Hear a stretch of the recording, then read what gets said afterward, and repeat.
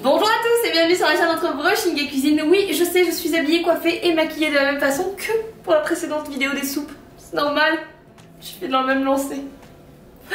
Du coup, aujourd'hui, je vous propose deux nouvelles soupes de saison. J'espère qu'elles vont vous plaire. Comme d'habitude, vous avez toutes les quantités en barre d'infos. Si tu n'es pas abonné, abonne-toi, on sera un peu plus. Et si tu aimes celle-ci, n'hésite pas à mettre des pouces vers le soleil et les étoiles. Je vous laisse avec la vidéo, j'espère qu'elle va vous plaire. Et moi, je vous dis à très vite pour une nouvelle vidéo. Salut! Et la première soupe, c'est un velouté de courgettes. Il nous faut des courgettes, du bouillon de poulet, du riz, du lait, de l'eau et de la crème.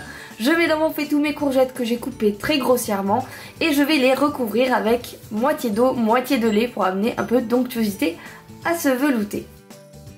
Je rajoute également une poignée de riz pour amener un peu de corps à ma soupe. Je mets mon bouillon que je mixe un peu en dessous et je mets le tout à cœur pendant 30 minutes. Une fois que c'est fait, je vais pouvoir de nouveau mixer ma soupe et la dresser tout simplement. Je rajoute après à la fin un petit peu de crème pour donner un petit style à ma soupe. Et voilà, elle est faite, c'est délicieux, croyez-moi. On passe maintenant à la deuxième soupe et elle sera orange puisqu'on part sur de la patate douce, un potimarron, de l'eau, beaucoup d'eau même, de la crème et un peu de crème de marron si vous voulez.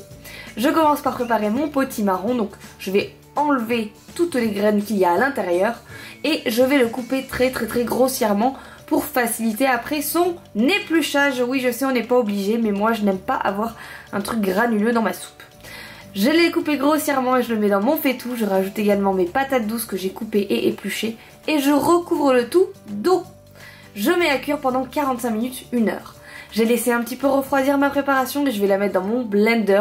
Et je l'ai laissé refroidir cette fois-ci pour éviter que mon blender n'explose. Merci du conseil. Je vais après rajouter un petit peu de crème liquide pour ajouter un peu d'onctuosité à ma soupe. Et comme je vous le disais, de façon optionnelle, vous pouvez rajouter de la crème de marron pour amener un autre petit goût un peu plus gourmand à votre soupe. Je la rajoute au fouet pour qu'elle s'incorpore bien. Je dresse ma soupe. Et je vais rajouter un petit filet de crème pour la présentation.